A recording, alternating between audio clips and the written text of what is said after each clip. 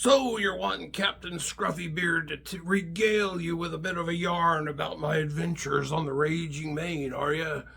I had my ship anchored off the coast of a tiny Caribbean island, the whereabouts of which only the navigator and I knew. I had a couple of deckhands row me ashore in the boat, so I could bury a chest of fine Spanish gold. Arr.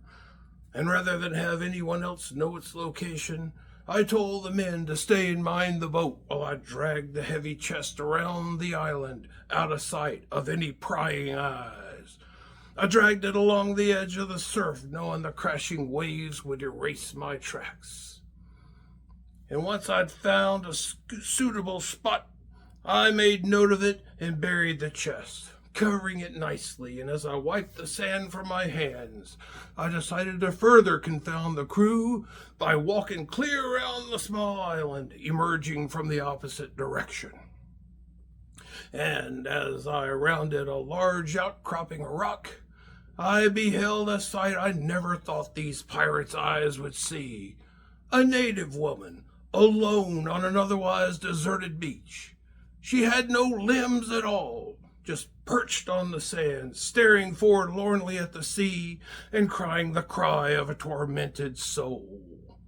She became aware of my presence and looked at me. I felt obligated to say, "Dear lady, what grieves you so?" She replied, "Oh, kind sir, I don't want to weigh you down with my sorrows. But here I am, 47 years old. I'm beyond my childbearing years. I've no arms, no legs, and I've never even been hugged by a man." A rare pang of compassion stabbed into my stone-cold pirate heart. I knelt down and looked into her eyes, put my arms around her, and gave her a romantic, loving hug. At last I loosed my embrace, and she tearfully thanked me for my kindness. I stood up, bid her good day, and turned to continue down the beach.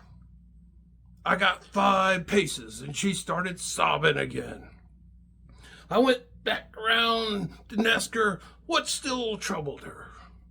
She said, "Oh, sir, I don't wish to burden you further, but your hug brought to my mind that here I am, 47 years old, no arms, no legs, and I've never been kissed the way a woman should be kissed by a man."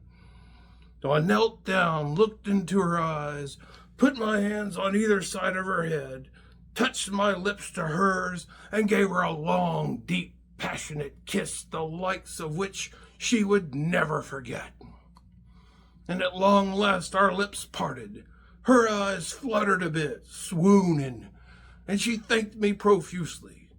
I stood up, bid her farewell, and continued toward my ship. I got 8 paces this time, and she started wailing again in misery.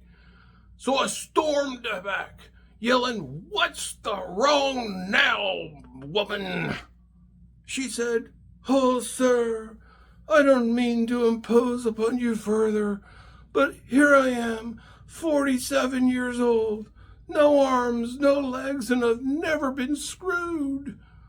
I knelt down and looked into her eyes, lifted her gently into my arms, threw her into the ocean, and said, "There, now you're screwed. Arr, arr, arr, arr."